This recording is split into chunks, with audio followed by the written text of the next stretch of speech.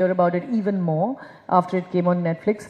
And interestingly, the footfalls in cinemas went up after it came on Netflix. Oh, wow. Because I think people realized, oh, it's still playing. We can go and see it again in cinemas or watch it in cinemas. Isn't that counterintuitive? It's very, very unusual. So we were quite surprised. The cinema number of shows went up after Netflix.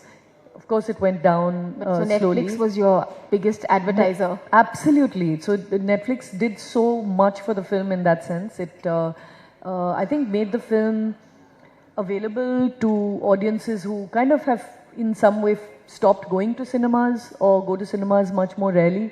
So considering whether I would consider going straight to OTT, I think certain kinds of films would definitely do well going straight to OTT. Certain films, you know, that you feel have perhaps an audience that would not come out to watch it in a cinema. And who knows, maybe that I would make that kind of film at some point.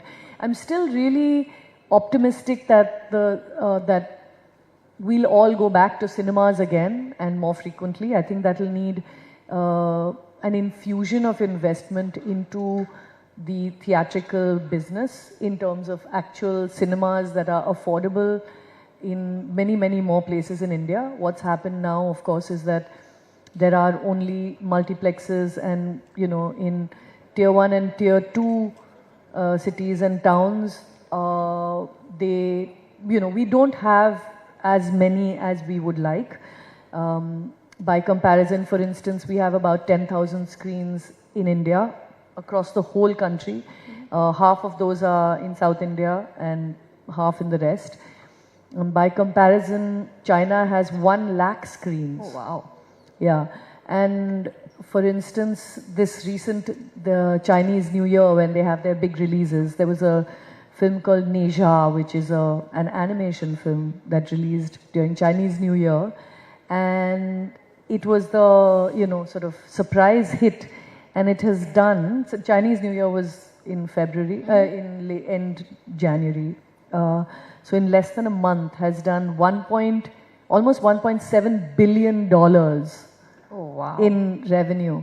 And I think that is because the cinema theatrical business, I mean, when you actually have enough cinemas and movies being priced at an affordable rate, you will have people wanting the cinema experience. And I have to say, if anyone's here and wants to open cinemas, please don't price popcorn at 450 rupees. I think that's a big reason people don't want to go to cinemas, because you might be able to afford the ticket, but you certainly can't afford to eat anything. Fair enough. I think that's an interesting observation that you've made, and I think many of us might agree with that. Tell me, a director is always supposed to have all the answers. Sorry? A director is always supposed to have all the answers. Was there a scene during Lapata Ladies that threw you or caught you by surprise?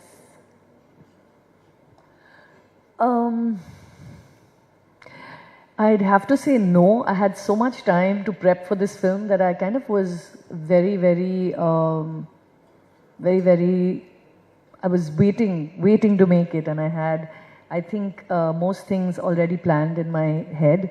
Having said that, you know, that observation is really accurate, is that everybody expects you to have the answers, but when you're on set and you have this ticking clock, like we had on our train stations, we were on a live train station, so there were trains passing by, and we had a time when we could shoot with our train on our track. Oh, wow. Because it was a station with only 1 track, so my train couldn't be on the track if a long distance train was passing by, etc. So when you have that kind of a ticking clock, you have everyone from your cinematographer, your actors, your continuity person, you know, many people asking you questions. You feel like, you know, actually, can you not, some of these things, can't they be outsourced? Can someone else just answer a bunch of these questions? But that's actually exactly my job, is to have the answers on set. It's a bit like being a conductor of a very large orchestra, and if the conductor doesn't know the music themselves, they would never be able to tell someone what to play or guide them, because the piece of music is there in front of the violinist or the cellist. But, you know, if there's a question, I have to have that piece of music written, you know, at the back of my head and in my consciousness all the time.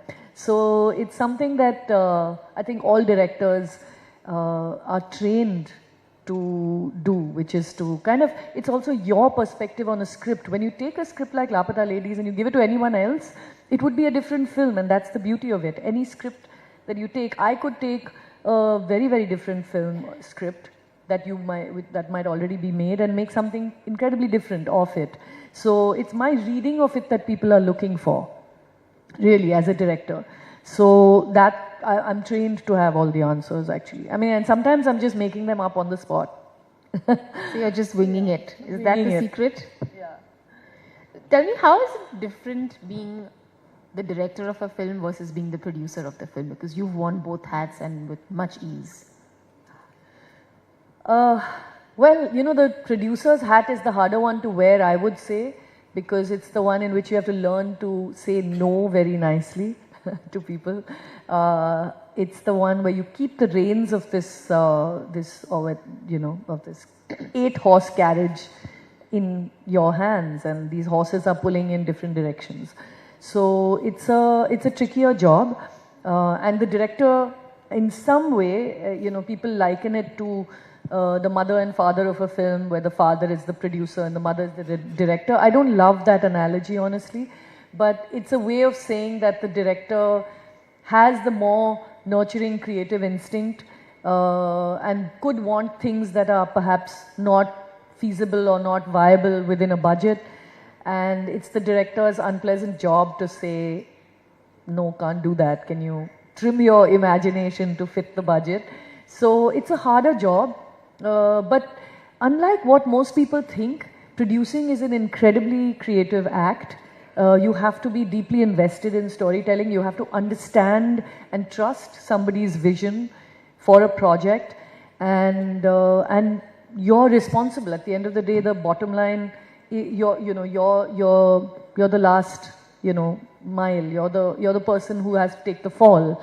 So it's not an easy thing to be the producer. You're protecting the director and the creative talent from, say, a financier, or you are taking market risk and raising finance. So it's a tough job, and it needs a person who's not just interested in money, because you have to know storytelling as a producer, and it's not just about putting money into film. People think that throwing money at a project means you're a good producer. But that's not the case, and you really, I feel producers have really been much maligned over the years as, this kind of money bags, and they try to hog all the credit. But actually, they're the ones carrying the project from the start to the finish, in terms of sort of making it happen. Which role do you prefer? Directing, for sure. It's much, much more satisfying for me. So I have one more question before we open it up to the audience.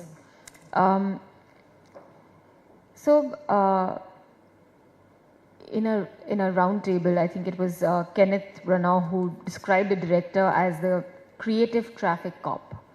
What are your thoughts on that?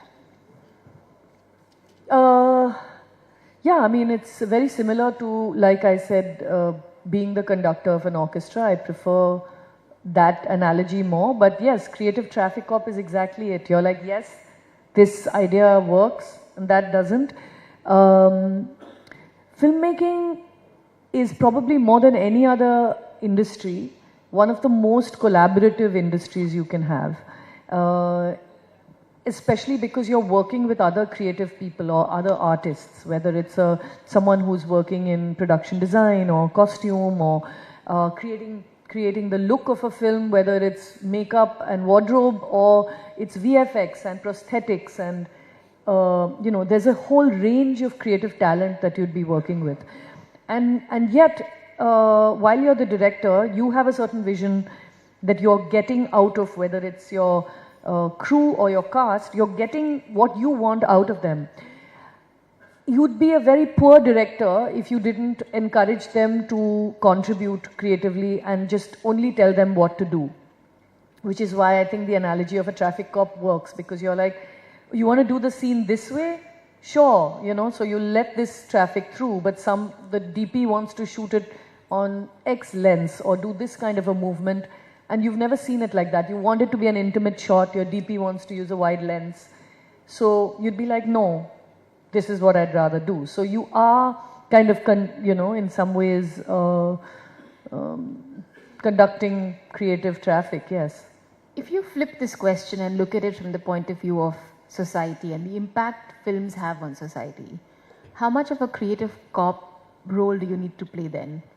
Or do you think you want to play then? Or is it just creative for you and it doesn't matter what impact your cinema has? Well, I feel like all of us have a role to play in society, so I don't think films are any different. We kind of feel that entertainment doesn't need to do anything but entertain, and there's this notion that entertainment is sort of this airheaded thing, but actually we are deeply influenced by storytelling. One of the interesting things, for instance, about Sapiens, and I'm sure a lot of you have read the book, is how Yuval Noah Harari talks about how storytelling and collaboration are the two things that humans do that have got us where we are. And I think that's, you know, the best way to explain how we've arrived here from, you know, wandering in the savannah in little packs, you know. Storytelling has an incredible influence on us. And our imaginations, you know, we've learned to make things that are completely unreal, very, very much part of our everyday lives. Even the constructs, say, of a nation or borders, these are all constructs. These are actually in some ways stories we've told ourselves. And we've learned to take them as reality. So storytelling is really important and very, very, when you set out to make a film, you know that it's what you say or what you say even subconsciously, whether it's, you know, literally juxtaposing two images with each other conveys a message, whether you like it or not. What they call the semiotics of the image, or the meaning behind images and their juxtaposition with each other. These things are something that we as filmmakers have to be aware of. We can't just sort of say that, oh, it's all just for dramatic effect, or it's for fun, or, you know, I didn't think of that, I didn't intend that. So you have to really think about what you intend to convey when you tell any story, and it could be the most innocuous, non-political, you know, I don't know, even emotional story. I think that all filmmakers should keep these ideas at the back of their minds, that their images do convey messages, whether they like to or not. So when people say that I kind of am interested in the messages that my films convey, I feel it shouldn't everyone. Because anything that you do, whether you write or you may take photographs or make a film, any artist is, at the end of the day, your medium is the message. You're going, and in I don't know how it works in the corporate world, but certainly any decision you make, you know, has very, very wide and sometimes long-term implications and ramifications, right? So as a filmmaker, I feel the same, and I do feel like everybody ought to be concerned with what they put into their film. And of course, I don't mean that we should take the fun, leech the fun out of it, but we, as members of society, we have to be a little bit, well, responsible, a little bit sensitive, I would say, to other people's, you know, or what my images could inadvertently even convey. That brings me to my last question before I open to the audience, because it's connected to what you just said. In the last few years, we've seen this arrival and dominance of this hyper-masculine hero. If you look at, you know, Pushpa, you look at Animal, you look at films like this. Does it make it harder for someone like you to do the storytelling or to be a part of this? Well, women's stories have not found a place for a very long time in, sort of the popular films for various reasons, and I would attribute it also to the fact that women are not economically independent. They do not have their own money. They are not able to go out and buy the cinema ticket. The decision of what to watch is often taken by the men. And so I would argue that these films, which have these sort of big macho heroes, are as popular as they are because it's traditionally been men deciding what films are made and what films are watched. So I do think that there has slowly been change. We've seen a lot more women's stories. We've seen a lot more women participate in the film industry. I have many, many more women colleagues as directors, cinematographers, in various positions that are decision-making positions, and as producers, which is amongst the most important positions to have women, and writers. So these I think it's change that was much needed and is about to come, and I look to the future with a lot of hope, and I hope that there's a diversity of storytelling. We can keep having films with men as heroes, of course, but there are lots of us in this world, not just in this country, that feel underrepresented when it comes to popular culture, and hopefully we'll have stories like that, stories of women, stories of queer people, stories from diverse backgrounds of caste and class. We want to see those stories. Those are important stories, and I do hope that we'll see many more of them. I certainly hope so. So I think a few of the audience questions have come to me. I'm just going to read them out. This one comes from Mr. Aditya Kashyap.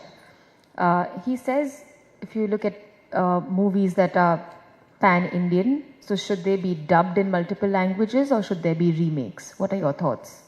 They should be dubbed or? Remade.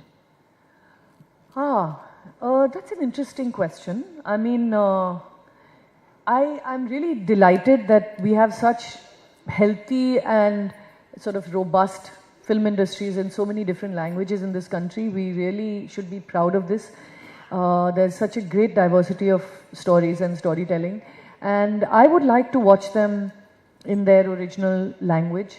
I of course prefer subtitled films to dubbing, but there are lots of people who prefer dubs. So I mean, of course today the option exists of dubbing and releasing films in, say, Hindi or whatever other language. But that's the reason I say I prefer dubbed films is because I feel like they come from a place where those filmmakers have something organic and something that is very sort of rooted in what they're saying. So I would like to hear it and see it the way it was intended. At the same time, of course, lots of films have been remade incredibly well, because we've also seen how, say, a Macbeth can be made for several hundred years and not be stale. So stories can be sort of taken and adapted to different cultures and languages, and that has its place too. But if the original is good, I would much rather the original first be valued for what it is, either through dubbing or subtitling. That's fascinating. I don't know what everyone thinks here, but there's a distinct divide, I think, between subtitle preference and dubbed preference. Some people just can't read the subtitles. They find it distracting. They're not able to concentrate on the visual. Yeah, it's called the 1-inch barrier in the film world, because it's that 1 inch that prevents you from actually wanting to watch the film, because it's a different language and you have to read it. But I think so many audiences got past that 1-inch barrier thanks to COVID. That is true. Everybody is watching things in different languages now. Also, I think people in the business world are very accustomed to reading many kinds of tickers on the television and the fine print. Exactly. So I don't think that that's that much of a barrier anymore. So the next question I have, and before I go into this question, if anyone has questions, please feel to write and send them in. I think they're collecting the questions. The next question is, how has AI changed or disrupted organic filmmaking? And yes, how has AI changed or disrupted organic filmmaking? I think the change is only just begun. We'll only know how much disruption AI will create in a few years down the line. Certainly, there are certain tasks that AI will do much better than we can, and they will be incredibly, because as you know, films are extremely long in their gestation. Films like, for instance, Lapata Ladies, we started working on it in 2019 and we released it in 2024. Is that the normal time taken for a film? Well, COVID came in between, so that was one of the reasons it took a couple of years longer than it ought to have. But 2 or 3 years is quite common for any film. From inception to release, it's very common. Especially if you're taking trouble to make a good film. But yeah, it's, I think what AI will do, we will only see a few years down the line. It's processes that AI will take over for us, that will change the way we structure certain departments within the filmmaking industry. But I think, I like to believe that as humans, we possibly understand our own struggles and challenges better than machines can at this stage. Possibly at some point, machines will achieve the ability, we've seen that in stray cases, but the ability to, sort of write poetry or create poetic images, because at the end of the day, they are mining all of human intelligence to give you that one image. So they're taking writing from when writing first was invented to the present day to create it. So they have a huge advantage over any single human. But I think, humans understand other humans very well, and I think that it'll be a long, long time, I'm hoping, before we ourselves are completely redundant in the filmmaking process. Do you know of, or have you ever used AI to rewrite a scene or a part of the script yet? Not yet, no. I use AI, I use, AI to write my emails a lot, but not yet scripts. Okay. No. The next question we have is, for making a movie like Lapata Ladies, how much rural immersion was required because you grew up in cities? How much human? Rural immersion was required because you grew up in cities. Yes, yeah. I did grow up in Calcutta, but I had my family in Bangalore and Mysore, and we did the annual pilgrimage during the summer holidays to my grandmother's house, and that meant going by second-class train, the Coromandel Express, across some of the most picturesque landscapes of India, passing villages and stopping at tiny little stations, and you learn so much through observation, and I credit my very, very middle class background for that. But also, we all came from villages. I've been to I've been to villages as a result of going to see the family house of various cousins, etc. As a child in Calcutta growing up in school, we were taken on school trips, Girl Guides trips to Jhargram and other such villages. And I think because we all actually somewhere at the back of our minds have that exposure, at least I did, to rural life. It wasn't something that I didn't already know or have some experience of. Having said that, of course it required immersion, it required research, it required appreciation of a kind of life that I myself have not had. It was actually the best time. The research time of any film is the most fun. And I knew I wanted to create a village that was kind of not we created our own state, right? We created a state called Nirmal Pradesh because we didn't want to be, inauthentic in any way when it came to representing this family or this village. So I was free really to create my own little village subculture.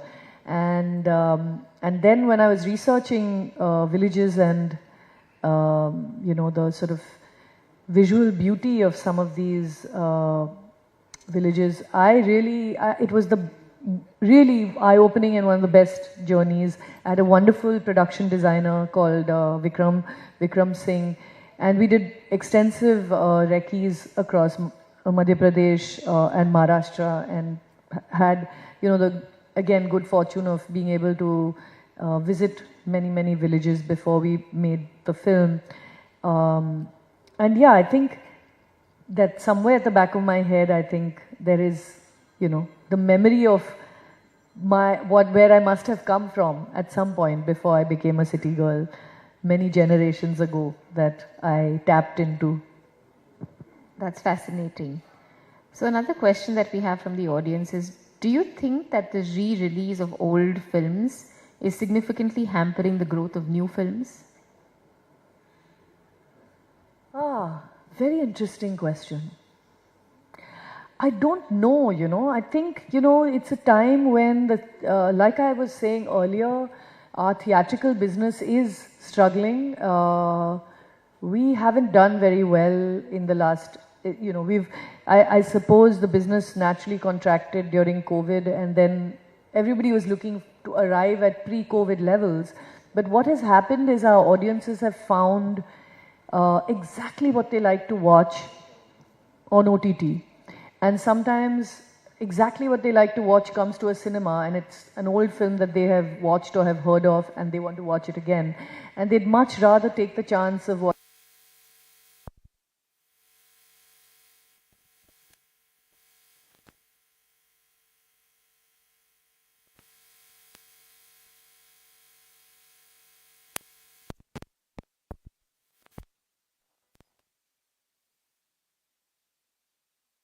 many cinemas going empty, that it's not possible that, a re-release of a film should necessarily impact a new film. It has to be because people have chosen not to watch the film. It's not anything else. And most people are influenced by a trailer or promotional material that they've seen and are not particularly keen to test or try. I know, for instance, you wouldn't believe that a festival of the German master Wim Wenders, which I think happened also in Delhi and was currently in Delhi till yesterday, I know.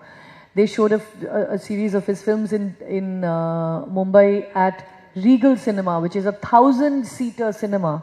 I mean, when you release a new film, you wouldn't have the guts sometimes to release in a 1,000-seater, because you're like, who's going to come out to watch? Often, there'll be 30 people, 50 people sometimes. You mean even you and the bigger filmmakers feel intimidated? Any filmmaker worries that people won't turn up for. It's like anyone opens a restaurant, it doesn't matter how big a chef they are, they're like, will people love it? Will they come? Will there be repeat orders in my restaurant? So, no, these are, of course, worries and insecurities all filmmakers have. But a 1,000-seater hall was full for a film that was made in the 80s. Wow. Or Akira, this Japanese film, again from the 80s. I got the last 2 tickets to see it, and it was a packed cinema of 350 people. So it's really that people actually have also become very selective about what they want to watch. Time is, very, very important to people. They don't want to, and money, of course, is. So it is, I would say, we're dealing with an audience now that is in many ways evolved, has their own, sort of likes and dislikes. So yeah, it is a challenge. So I'm going to ask this question. This is from a lady in the audience, and the reason I'm going to ask it is, you mentioned you've seen over the last few years that there has been an advent or a larger role that women have played in film production in different parts of making a film. And her question is, that she's recently become a new mother. So how have you balanced your family, your career, and all of that? And you're a mother as well. So how have you done this successfully? Oh, thank you for that question. How do you overcome mom guilt? Mom guilt. Yeah, I think all mothers have this responsibility of juggling many balls at once, and most women are lauded for being super women because they also have a job and they also look after the home and raise their kids, and they also look after their in-laws, and you know there's a certain sense of glorification of this ability to do many things that we do, particularly when it comes to women. And men are not expected to juggle all those balls. They're expected to be good at their work, that's it. And they're never quite sure which class their kids are in. But honestly, I think to any mums out there, we are lucky in this country to have help. I had, of course, my parents who were very supportive through when Azad was young. Yeah, because a lot of people don't realize that I was working ever since Azad was born. I just didn't make a film, but I was producing. I was part of Mumbai Film Festival. You know, we started Pani Fountain. There's lots of things that I was doing, and I was also beset by the guilt that I was not giving my son sometimes as much time maybe as I ought to have. So all this is perhaps overcome by telling yourself that you must do what makes you satisfied and happy. Keep time for yourself and make time for yourself, because lots of people mothers feel like any free time they have, they must give to other people and take care of other people. So that's something that we have to actively let go of. And I think the balance comes with support. We are, there are really incredible women who manage to do everything, for instance, in the Western world without even house help. But I was very, very fortunate to have Indira, my now housekeeper, then Azad's nanny, who was a rock in my life, who has taken care of me and him, and continues to be a really strong part of our household and family. And I think we must rely on people and know that actually it's not the quantity of time that you spend with anyone, but the quality, giving them your attention. Attention is perhaps a much more valuable thing than time. Time today is, considered the most valuable thing, but it's not. It's really attention. Yeah, you're right. I think being physically present and being mentally present are two very different things. Absolutely. Yeah. So I do get times when my daughter says, I'm going to confiscate your phone. And I think that's the reality check that we all need. Yeah. This brings me to my next question.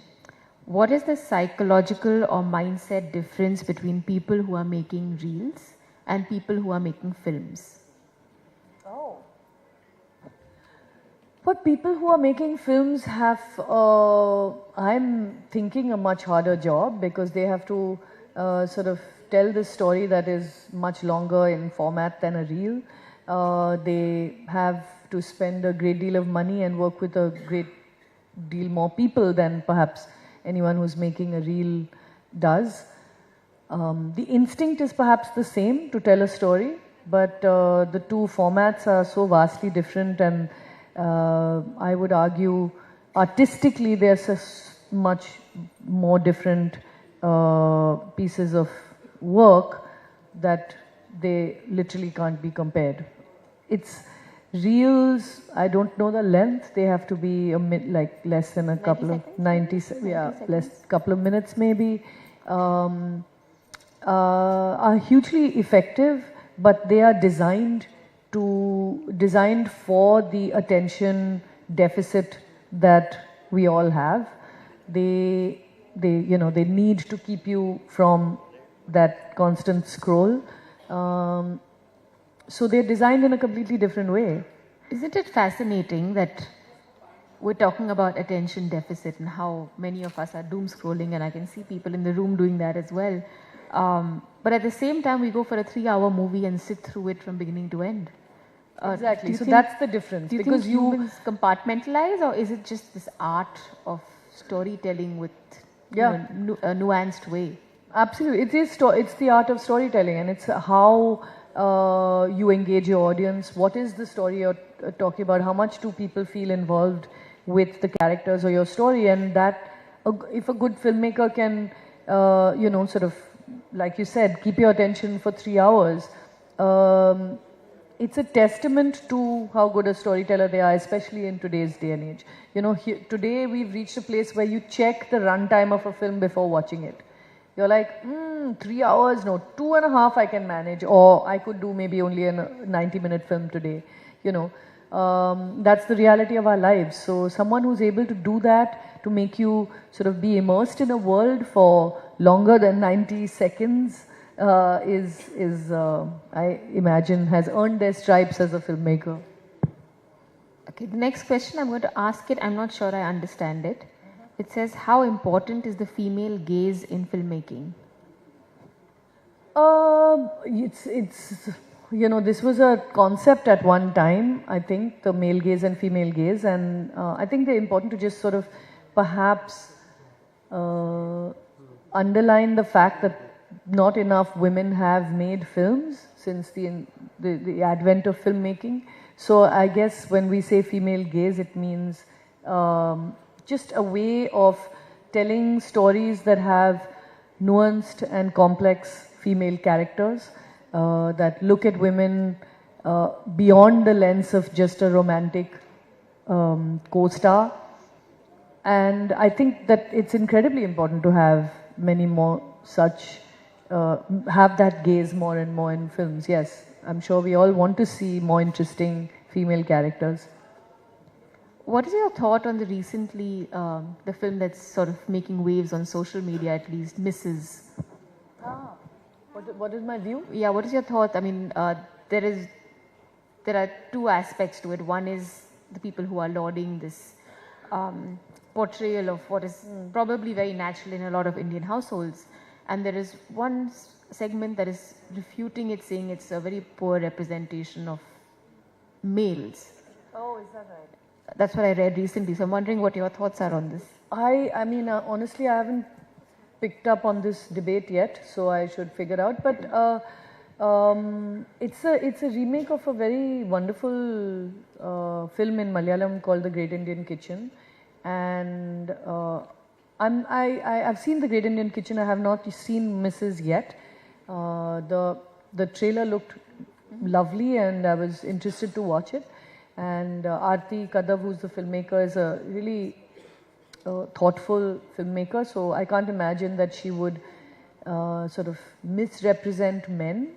I'm surprised to hear it, but it's something I read recently. I read it last night, in fact, and I was very intrigued because what you see seems to be a very real representation. May not be of entire Indian society, but a significant part for sure. I think filmmakers are also held up to a standard of trying to, that a film can't tick every box, honestly. When you're trying to tell a story, you're telling a story with a view to convey something, and, you might be, for instance, the film might be about a serial killer, which is not to say that society is filled with serial killers.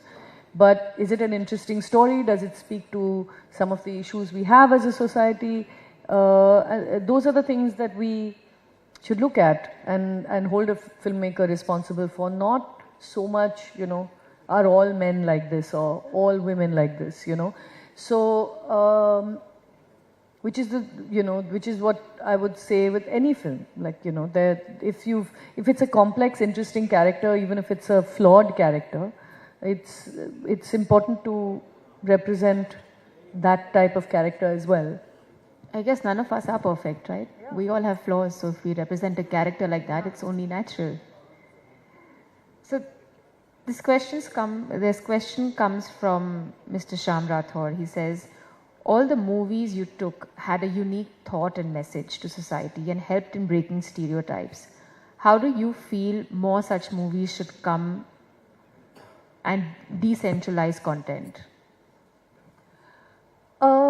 Interesting question, because we have such a diverse, and complicated, culturally diverse and socially and economically complex country. I feel there is definitely room to decentralize storytelling, and there are so many issues, for instance, in a part of the country that we may never have a connection with, or be able to visit, that would also appeal to us. So that kind of comes from now, I think, the availability much more ubiquitously of technology. You can make a film at home with your own phone and, with minimal equipment actually, and tell stories that you feel convey certain issues that you feel strongly about. I think we have, people have proven this time and again. There's this film called Tangerine that was that many years ago, that was made on an iPhone and went on to win many awards. So there's a film that was made on an iPhone. Yes, by the same director who made Anora. He made this film called Tangerine, and it's a remarkable film, and it was made not on this new generation of iPhone.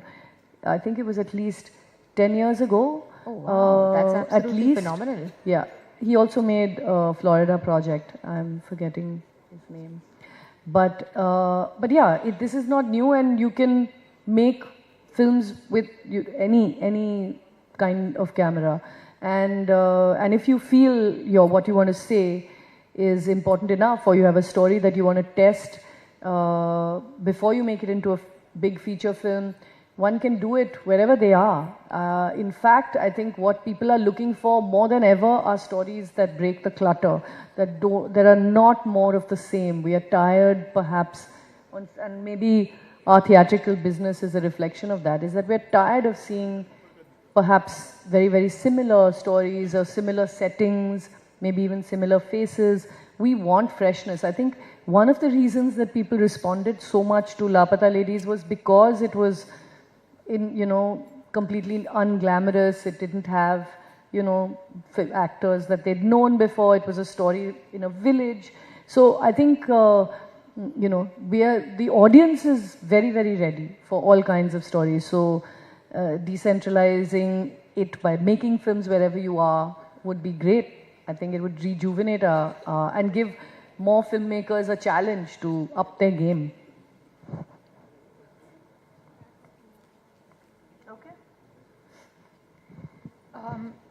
This is another question from the audience.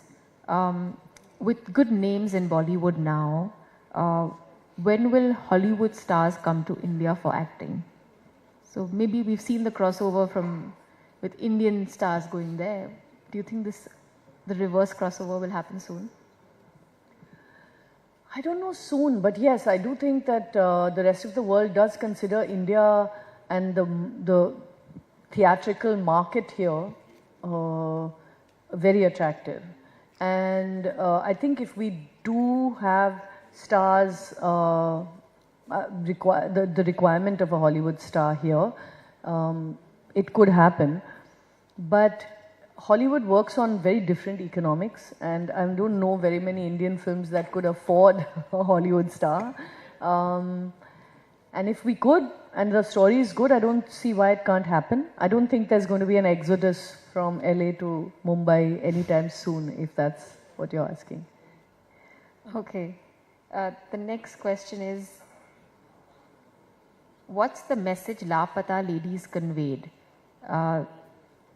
Sincerity of a husband to his wife, or something to do with the ghungat? I mean, is this still prevalent in villages where young girls are quite smart, they're into all the new things, they're quite exposed? But do you think this ghungat concept is still, or parda, whatever you want to call it, is still prevalent? Well, the film is of course set in 2001, so it was set some 22, 23 years previous to when it released.